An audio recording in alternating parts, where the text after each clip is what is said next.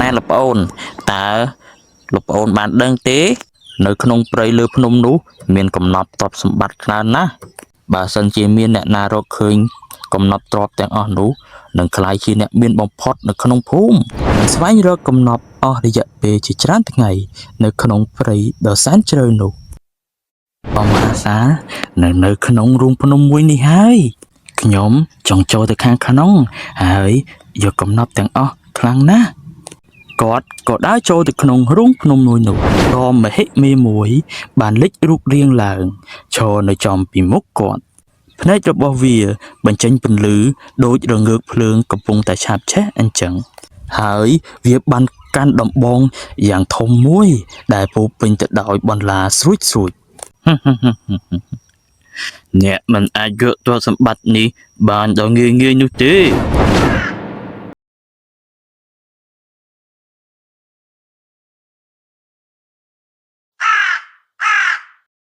គាត់បានចាក់យកឈាមពីកដៃរបស់ព្រះអង្គកយបានឃើញប៉ាន់តែដាក់នៅក្បែរគាត់ដើរលើបដោយស្ងៀមស្ងាត់បន្ទាប់មកគាត់បានយកប៉ាន់នោះល្អណាស់ដែលឯងបានមកទាន់ពេលវេលាតើឯងបានបំពេញលក្ខខណ្ឌ3យ៉ាងដែលយើងបានដាក់ឲ្យដែរឬទេខ្ញុំនឹងក្លាយជាអ្នកមានទ្រព្យសម្បត្តិច្រើនបំផុតនៅក្នុងភូមិកាលពីព្រេងនាយនៅក្នុងអាណាចក្រតូចមួយឈ្មោះថាពារាណសីអាណាចក្រនោះសម្បូរបែបនិងមានសុភមង្គលខ្លាំងណាស់នៅទីនោះមានកសិករម្នាក់ឈ្មោះកយក៏ប៉ុន្តែកយមានចរិតលោភលន់ខ្លាំងណាស់គាត់រស់នៅជាមួយភរិយារបស់គាត់ឈ្មោះសយដែលចេះទុកដាក់គិតគូរពិចារណាបានខ្ពង់ខ្ពស់សយតែងតែព្យាយាមឲ្យកយយល់ដឹងអំពីការរស់នៅបែបត្រឹមត្រូវប៉ុន្តែគាត់មិនស្ដាប់នាងឡើយគាត់តែងតែចង់ក្លាយជាអ្នកមានបំផុតនៅក្នុងភូមិដោយសារតែសេចក្តីចង់មានបានហួសហេតុនេះគាត់ក៏ប្រែក្លាយជាមនុស្សកំណាញ់ខ្លាំងបំផុតដល់ថ្នាក់មិនចង់ចាយសូម្បីតែទិញម្ហូបអាហារត្រីសាច់សម្រាប់ទទួលទាននៅព្រឹកមួយកយបាននិយាយថាហ៎ណែអើយខ្ញុំទៅស្រែសិនហើយណាក្បាលល្ងាចទើបខ្ញុំត្រឡប់មកវិញ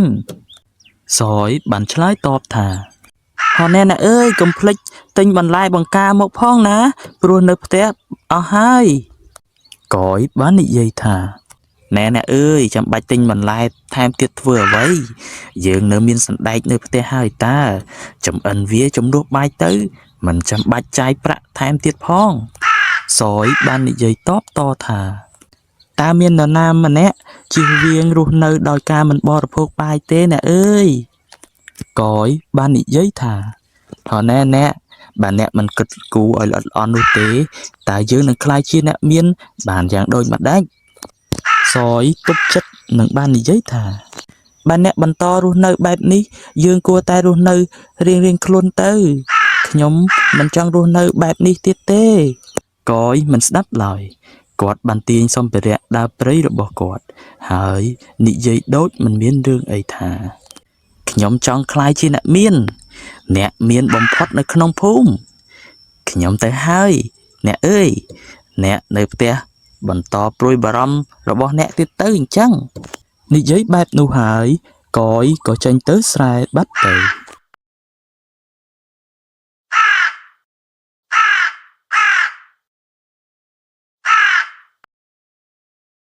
គាត់បានចាប់ផ្ដើមធ្វើការនៅស្រែយ៉ាងនឿយហត់នៅក្បែរនោះមានបុរសចំណាស់2នាក់កំពុងនិយាយគ្នាអរណែលោកប្អូនតើលោកប្អូនបានដឹងទេនៅក្នុងព្រៃលើភ្នំនោះមានកំណត់ទ្រព្យសម្បត្តិច្រើនណាស់បើសិនជាមានអ្នកណារកឃើញកំណត់ទ្រព្យទាំងអស់នោះនឹងក្លាយជាអ្នកមានបំផុតនៅក្នុងភូមិអ្នកអើយកំពុងនិយាយអីហ្នឹងគ្មានអ្នកណាចង់ប្រថុយជីវិតដើម្បីចូលទៅក្នុងព្រៃភ្នំនោះទេហើយចំណែកការបបបាញ់សត្វវិញក៏គ្មានអ្នកណាហ៊ានចូលទៅក្នុងព្រៃនោះដែរទោះជាមានទ្រព្យសម្បត្តិប៉ុន្មានក៏ដោយក៏មិនអាចទិញអីបានដែរបើជីវិតយើងគ្មាននោះណែទ្រព្យនោះមិនមែនជាទ្រព្យធម្មតាទេណាមានគ្រឿងអលង្ការគុជពេជ្រមាសប្រាក់កែវកងនិងវត្ថុមានតម្លៃជាច្រើនទៀតផងណាបើមានកំណត់ទ្រព្យសម្បត្តិដ៏មហាសាលដល់ថ្នាក់នោះហើយ តែហេតុអ្វីបានជាលោកបងមិនសាកចូលទៅរកទ្រព្យដ៏មហាសាលនោះទៅលោកបងអ្នកលោកប្អូនអើយតែខ្ញុំត្រូវការទ្រព្យអីទៀតខ្ញុំពេញចិត្តជាមួយអ្វីដែលខ្ញុំមានទៅហើយលោកប្អូនអើយអ្នកណាចង់បានក៏ចង់ទៅនិយាយបែបនោះហើយបរិសទាំងពីរនាក់ក៏ដើរចាក់ចេញពីទីកន្លែងនោះទៅកយដែលឮការពិភាក្សារបស់បរិសចំណាស់ពីរនាក់នោះហើយគាត់ក៏ចាប់ផ្ដើមកើតចិត្តលោភលន់គាត់បានគិតក្នុងចិត្តថាបើខ្ញុំរកបានកំណត់ទ្រព្យទាំងអស់នោះខ្ញុំនឹងក្លាយជាអ្នកមានបំផុតនៅក្នុងភូមិហើយដោយមិនចាំយូរកយក៏ប្រញាប់ត្រឡប់ទៅផ្ទះ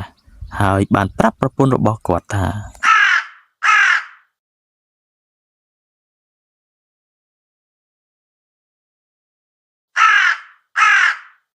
ហ៎អ្នកអើយខ្ញុំត្រូវចាក់ចេញពីក្នុងភូមិរយៈពេល 2-3 ថ្ងៃណាដើម្បីធ្វើកិច្ចការសំខាន់មួយបើមាននរណាម្នាក់មកសួរសូមប្រាប់ថាខ្ញុំនៅជិតភូមិក្បែរនេះទេអ្នកអើយតើអ្នកទៅណាអ្នកយ៉ាងហោចណាស់ប្រាប់ខ្ញុំដែលជាប្រពន្ធបានបន្តិចផងអ្នកបាននិយាយថានឹងត្រឡប់មកវិញល្ងាចក្រោយចេញពីស្រែតែឥឡូវភ្លាមចង់ចាក់ចេញទៅក្រៅភូមិរយៈពេល 2-3 ថ្ងៃទៀតតើមានអ្វីធ្ងន់ធ្ងរមែនដែរទេអ្នកអើយទេมันមានរឿងអ្វីធំដុំទេណាអ្នកខ្ញុំនេះណានឹងប្រាប់អ្នកនៅពេលដែលខ្ញុំត្រឡប់មកវិញណាអ្នកប្រពន្ធឥឡូវសូមយកឈើមកឲ្យខ្ញុំហើយច្រកអាហារឲ្យខ្ញុំជាប្រញាប់មកណាអ្នកចាអ្នកចាំបន្តិចសិនណាអ្នកខ្ញុំនឹងយកឲ្យអ្នកសយបានយកឈើឲ្យនិងច្រកអាហារឲ្យកយក៏ចាប់ផ្ដើមចេញដំណើរទៅកាន់ព្រៃភ្នំនោះ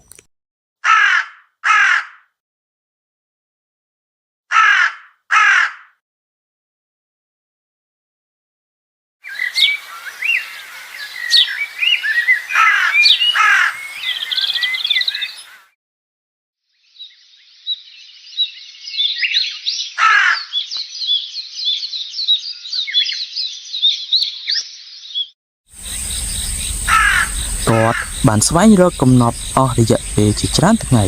នៅក្នុងព្រៃដ៏សែនជ្រៅនោះ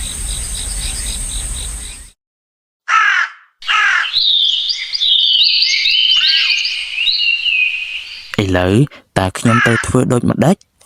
ខ្ញុំបានធ្វើដំណើរជាច្រើនថ្ងៃទៅហើយខ្ញុំឃ្លានខ្លាំងណាស់អាហារដែលទុកសម្រាប់ឆីក៏អស់ទៅទៀតហើយដូចជាគ្មានឃើញតម្រុយកំណត់ទ្រព្យសម្បត្តិតតែសោះប្រហែលបរិសចំណាស់ពីរនាក់នោះនិយាយកុហកខ្ញុំហើយតើខ្ញុំគួរតែត្រឡប់ទៅផ្ទះវិញមែនទេឥឡូវនេះនិយាយបែបនោះហើយកយក៏កាន់ឈើរបស់គាត់ឡើងហើយចាប់ផ្ដើមដើរត្រឡប់ទៅផ្ទះប៉ុន្តែ